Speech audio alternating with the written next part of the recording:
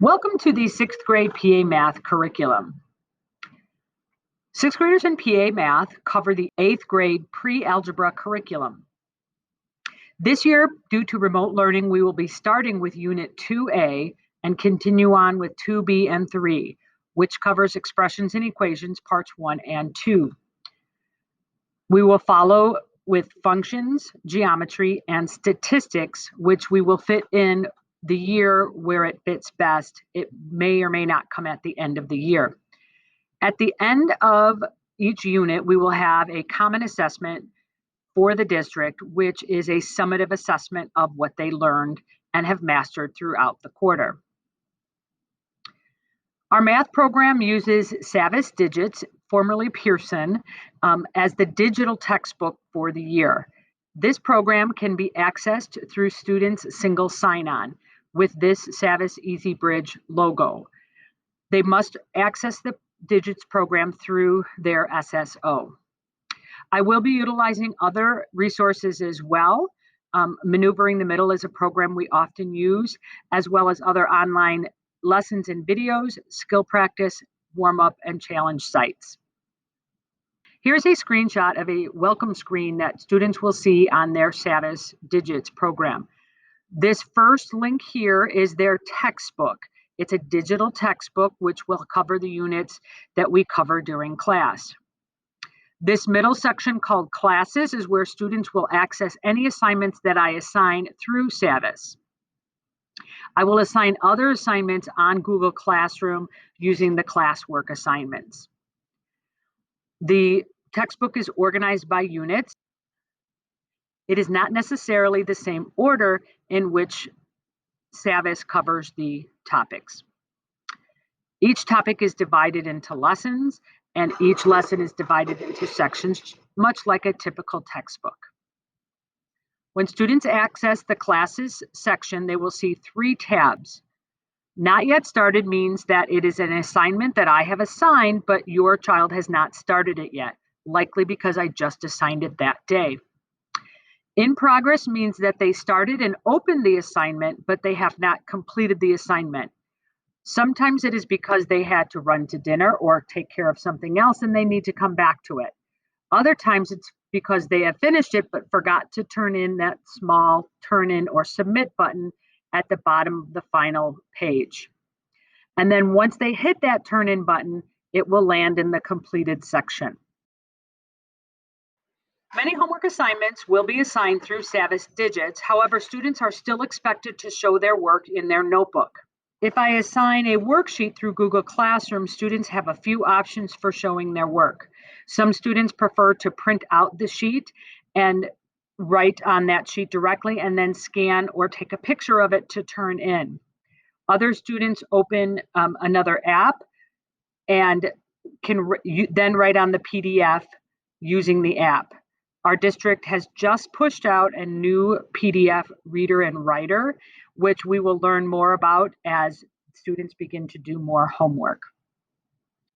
Homework will be announced in class and will be posted on Google Classroom.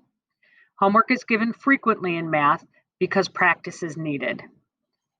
If the assignment is through Savvis, it will still be announced on Google Classroom, but students will need to go into Savvis in order to complete the assignment. Daily assignments, as well as upcoming due dates for tests or longer-term projects, will also be assigned on Google Classroom. Students should have a math spiral, a pencil, a correcting pen, and a fully charged Chromebook with them each day during class. Phones are not allowed to be used for calculators, especially on assessments. I know this will be challenging for me to monitor during assessments this year. However, I do want students to be in that habit because in a classroom setting and for many standardized tests, their phone will not be allowed. So I want them to be in the habit of using either the Texas Instrument TI-30, which is what is on their class supply list, or in the future, the TI-84 graphing calculator. That TI-84 graphing calculator is not needed this year, but can be used if students already have it. Grades will be weighted with a bulk of their score coming from summative assessments, which are tests and summative tasks. Another 20% of their grade will come through formative assessments, which are again quizzes and smaller tasks to check their learning along the way.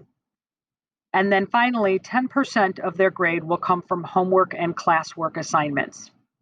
I've already begun posting grades on Student View / Parent View, which is Synergy. If it is a blank grade, that means I have not yet recorded and it has no current impact on a student's grade.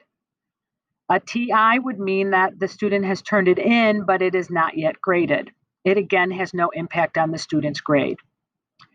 An X means that the student was exempt or excused from completing the assignment. It also has no impact on a student's grade. A Z means that the student has not completed the assignment and it is missing. This may be due to a student fault or to a student absence. The Z does negatively impact a student's grade. It can be turned in for full credit if it was due to an absence. If, however, it was due to student error, then it can still be turned in for partial credit. Penalties for late work has not yet been started, but will be in the next week or two. For clarification, always the note if a Z is present to explain why the Z is there. I am still in the process of learning this new system as well, so I am not sure how parents and students view their grades, but more information will be coming to us soon. If a student receives a D or an F on an assessment, they can retake it and earn up to a 75%. In order for students to have that opportunity, they must first complete test corrections in order to reflect on mistakes that they made and get a parent signature. A form will be provided to help guide the students in their reflection. If students need help, it is really important that they receive that help, as their success is very important to me. Sometimes students might need additional help outside of our scheduled class time. If they are having trouble, please have them speak with me or contact me through email as soon as possible. I am happy to help. I have begun offering help on Thursdays at 2 o'clock, which is students' 5th period. Because that is normally their lunch period and they already ate lunch earlier in the day, this is more like a study work time for students. I will post a Zoom link on Google Classroom in order for them to access that help. It is optional. If it seems like more time is needed, we will explore other options in this new environment. Please feel free to contact me at any time during the school year. You do not need to wait for parent-teacher conferences to discuss your child's progress. You can email me at Kathy_Malone@ipsd.org or leave a message at 630-428-7000, extension 5896. I have noticed I have been quite busy with remote learning and I do not have time to check my email during the teaching day before 2 o'clock. So please be patient as I get back and respond to my emails.